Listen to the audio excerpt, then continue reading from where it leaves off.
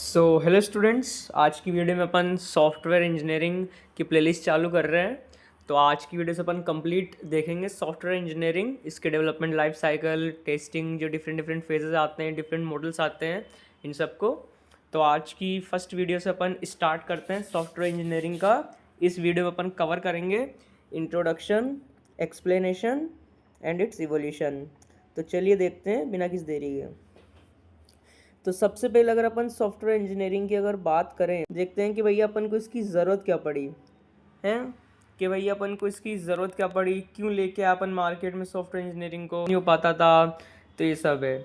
तो देखते हैं अपन। तो software engineering is a systematic discipline and measurable approach है developing, operating and maintaining software. मतलब सॉफ्टवेयर इंजीनियरिंग क्या है, एक तरह का क्या है, ये सिस्टमेटिक है, डिसिप्लिन्ड है और मीजरेबल अप्रोच है। ठीक है, जो अपने को सॉफ्टवेयर क्या नाम है डेवलप करने के लिए अपन यूज़ करते हैं। मतलब आप बोल सकते हो एक तरह का एक अप्रोच है जो कि अपन यूज़ करते हैं, सिस्टमेटिक अप्रोच सॉफ्टवेयर को डेवलप करने के लिए।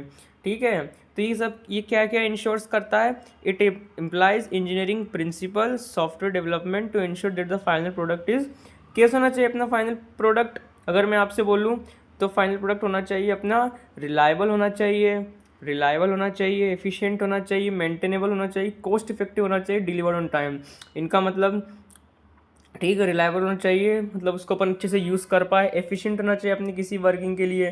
ठीक है, मेंटेनेबल होना चाहिए, उसका अच्छे से मेंटेनेंस होना चाहिए, कॉस्ट इफेक्टिव। भाई ये तो बहुत ज़्यादा इंपॉर्टेंट है, कॉस्ट इफेक्टिव होना चाहिए, मतलब कि अपन को एक्सपेंसिव ना पड़े, और भैया डिलीवर्ड ऑन टाइम, मतलब वो सही टाइम पे डिलीवर्ड हो। की गोल्स क्या है अपने सॉफ्टवेयर इंजीनियरिंग के, अगर अपन देखें तो की गोल्स है अपने जो सॉफ्टवेयर इंजीनियरिंग का, कि क्या क्या करता है। ये तो अपना क्या करता है, इंप्रूव सॉफ्टवेयर क्वालिटी, सॉफ्टवेयर की क्वालिटी को इंश्योर करता है अपना सॉफ्टवेयर इंजीनियरिंग है। रिड्यूसेस डेवलपमेंट कॉस्ट, जो अपनी डेवलपमेंट कॉस्ट लगती है उसको रिड्यूस करता है। Deliver projects with in deadlines, मतलब वही अपनी जो डेडलाइन रहती है किसी भी सॉफ्टवेयर को बनाने की, तो उसके पहले पहले जो है इसको डिलीवर कर देता है ना। और फिर उसके बाद क्या करता है, और ensure software is maintainable and scalable. ये मैंने आपको बताया दिया, उसके मेंटेनेंस का ध्यान रखता है, उसकी स्केलेबिलिटी को चेक करता है कि भैया वो स्केलेबल है कि भी नहीं है, यूजर्स की रिक्वायरमेंट के लिए फिट है कि नहीं है ना। और उसके बाद मैनेज करता है complexity using process tools and methods, जिसे कि अपन आगे पढ़ेंगे। इसके अंदर बहुत सारे सॉफ्टवेयर प्रोसेस टूल्स और मेथड्स का अपन यूज़ करते हैं, जो जिससे कि अपन सॉफ्टवेयर डेवलपमेंट, उसकी जो लाइफ साइकिल है ना, उसको अपन अच्छे से जो है इंश्योर कर पाए ताकि वो अच्छे से अपना रन हो। ठीक है, अब बात करते हैं कि भाई वाई सॉफ्टवेयर इंजीनियरिंग। तो इस सॉफ्टवेयर इंजीनियरिंग की ज़रूरत क्या आन पड़ी, तो भैया इसकी ज़रूरत ये आन पड़ी कि जो पहले जो प्रोग्रामर जो होते थे ना, वो क्या, तो उनको बहुत सारी क्या प्रॉब्लम्स आती थी, जैसे कि क्या नाम है कॉम्प्लेक्स हो जाती थी, तो उनका टास्क, ठीक है ना, कॉस्ट की बहुत बड़ी दिक्कत आती थी, एक क्या नाम है उसकी शेड्यूलिंग की दिक्कत आती थी, भाई टाइम पे वो बना नहीं बना, और फेलियर हो जाते थे बहुत सारे इसके बिना। ठीक है, तो इसकी वजह से अपन को जो है ना सॉफ्टवेयर इंजीनियरिंग की जो अप्रोच है उसको क्या नाम है इम्प्लीमेंट करने की ज़रूरत पड़ी। तो अब अपन देखते हैं सॉफ्टवेयर का इवोल्यूशन, किसका इवोल्यूशन कैसे हुआ। तो उसका इवोल्यूशन बड़ा आसान है। Evolution refers to the process modifying updating software after it first release. तो भैया क्या क्या चीज़ें करता है ये अपना सॉफ्टवेयर जो है ना, एक सेकेंड, इवोल्यूशन वाला ना, हाँ। तो एम लेमान एक पर्सन थे, उन्होंने स्टडी किया सॉफ्टवेयर सिस्टम, और उन्होंने प्रपोज किया एक लॉ, जिसमें उन्होंने सॉफ्टवेयर के इवोल्यूशन के बारे में बताया, जिसके अंदर उन्होंने क्या क्या बताया, continuing change software must change और become less useful. Continuing change, example law. ठीक है, तो अपन देखते हैं हिस्ट्री ऑफ सॉफ्टवेयर इंजीनियरिंग। तो भैया इसकी हिस्ट्री सबसे पहले तो बर्थ, या आप लिख सकते हो कि 1950 में इसका बर्थ हुआ सॉफ्टवेयर का। ठीक है, 1950 में। तो उसमें कंप्यूटर्स वर लार्ज, एक्सपेंसिव और प्रोग्राम होते थे मशीन कोड में। आप पता है पहले मशीन कोड, असेंबली लैंग्वेज, और जो अपनी पॉप यानी प्रोसीजर ओरिएंटेड प्रोग्रामिंग लैंग्वेज जिसका अपन यूज़ करते थे, ऊप्स का कॉन्सेप्ट तब आया नहीं था। ठीक है, तो वो जो दिक्कत आती थी ऑब्वियसली, हार्डवेयर रिक्वायरमेंट्स इतनी ज़्यादा हो जाती थी कि बंदा परेशानी हो जाए। फिर उसके बाद 1960 में सॉफ्टवेयर क्राइसिस आ गई, उसमें क्या नाम है अपने सॉफ्टवेयर सिस्टम फेलियर होने लगे, बजट की प्रॉब्लम आने लगी, poor quality, hard to maintain modify. तो इन सब की वजह से फिर क्या हुआ, 1970 में आगे स्ट्रक्चर्ड मेथड्स आए, उसके अंदर डेवलप मेथडोलॉजीज यूज़ हुई। तो ये हाँ, ये है इम्पोर्टेंट वाटरफॉल मॉडल। ये अपना बहुत इंपॉर्टेंट मॉडल है। मैं आपको बताऊं, सॉफ्टवेयर डेवलपमेंट जो अपनी लाइफ साइकिल होती है ना, उसका सबसे पहला ही मॉडल आता है क्लासिक वाटरफॉल मॉडल, जो अपन आगे पढ़ेंगे।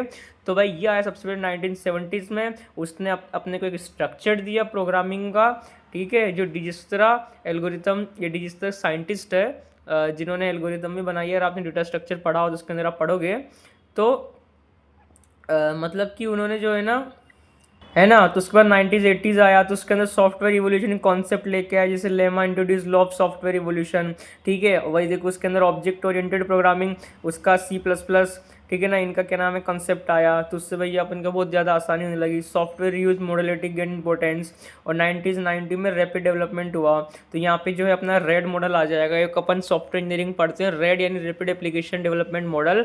ये क्या करता है, अपने जो लार्ज लार्ज कॉम्प्लेक्स जो अपने प्रोजेक्ट होते हैं ना, उनको स्मॉल स्मॉल चंक्स में डिवाइड कर देता है। और उन स्मॉल जो चंक्स होते हैं ना, उसमें जो डेवलपर्स होते हैं ना, वो साइमल्टेनियसली जो है वर्क करते हैं। तो उसमें उनको कोई दिक्कत भी नहीं आती। उससे उनकी जो कम्युनिकेशन भी वो भी अच्छी होती है कि भाई सबसे अपना अपना काम कर रहे हैं, अपना अपना देख रहे हैं, किसी को कोई दिक्कत भी नहीं उससे।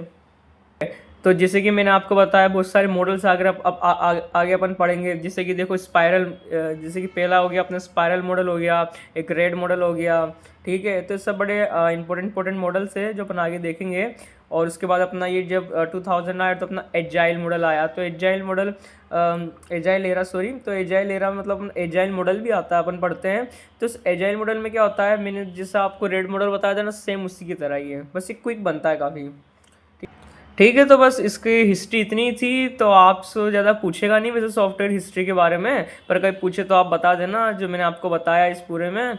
तो वही सॉफ्टवेयर इंजीनियरिंग के बारे में बता देना, थोड़े से उसके जो एप्लीकेशन है वो बता देना, स्केलेबिलिटी हो गया, मेंटेनेंस हो गया, कॉस्ट इफेक्टिवनेस हो गया, ठीक है। और आज थोड़ी बहुत हिस्ट्री पूछे तो आप बता देना कि भाई 1950s में चालू हुआ, उसके बाद 60s 70 में धीरे धीरे करके उसके अंदर मॉडल्स आए। क्योंकि देखिए वही बात है, अपन कोई चीज़ स्टार्ट करते हैं तो ऐसा तो है नहीं क्यों भैया पहली फेज़ में अपनी कंप्लीट रन हो जाएगी, उसमें कोई दिक्कत नहीं आएगी। ऑब्वियसली बात है, छोटी छोटी उसमें प्रॉब्लम्स आएगी, लेकिन बात वही आती है कि उन प्रॉब्लम्स को ओवरकम करेंगे। तो उन्होंने वैसा ही करा, जब उन सॉफ्टवेयर इंजीनियरिंग की अप्रोच को यूज़ करा तो उनको भी दिक्कत आने लगी। जिससे मैं आपको बताऊं, तो बहुत सारे अपन मॉडल्स जो पढ़ते हैं ना, तो उसमें जो पहला मॉडल आता है क्लासिक वाटरफॉल मॉडल, वो आप ये मानिए वो सिर्फ बेसिक मॉडल है। उसके अंदर बहुत सारे उसके ना डिसएडवांटेजेस है, बहुत से इसमें मतलब ड्रॉबैक्स हैं। इसकी वजह से ना उसको अपन इतना यूज़ नहीं करते हैं। लेकिन आप वही देखिए कि सबसे पहले तो उसको यूज़ करा, ठीक है। फिर उसके बाद क्या हुआ, एक के बाद एक मॉडल आते गए। जैसे उसके बाद इंक्रीमेंटल मॉडल आया, ठीक है, इटरेटिव मॉडल आया, ठीक है, उसके बाद इवोल्यूशनरी आया, स्पाइरल आया। तो आप देख रहे हैं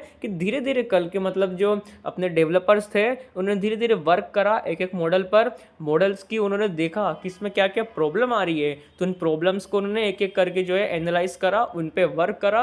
और धीरे धीरे से करके आप ये मानिए कि 2000 आते तक अपना उन्होंने सॉफ्टवेयर इंजीनियरिंग को इतना अच्छा बना दिया कि आज ये मानिए सॉफ्टवेयर इंजीनियरिंग एक सब्जेक्ट भी ऐसा हो गया, आप चाहे BCA करो, MCA करो, BTech करो, MTech करो, आपको पढ़ाया ही जाएगा सॉफ्टवेयर इंजीनियरिंग, क्योंकि बिना इसके काम नहीं होने वाला भैया, ठीक है। क्योंकि आप देखिए सॉफ्टवेयर इंजीनियरिंग में इतने सब चीज़ें आ गई है। आजकल हम UML का यूज़ करते हैं, यूनिफाइड मॉडलिंग लैंग्वेज का, डेटा फ्लो डायग्राम्स का यूज़ करते हैं स्टेप बाय स्टेप, ठीक है। आर्किटेक्चर व्यूज़ हैं, स्टाइल्स हैं, ठीक है, ऑब्जेक्ट ओरिएंटेड डिज़ाइन का यूज़ करते हैं। तो ये सब क्यों है, क्यों, क्योंकि अपन चाहते हैं अपना सॉफ्टवेयर अच्छा बने, उसकी डिलीवरी अच्छे से हो। तो ठीक है, आज की वीडियो में बस इतना ही था। तो मिलते हैं कल की नेक्स्ट वीडियो में। Thank you.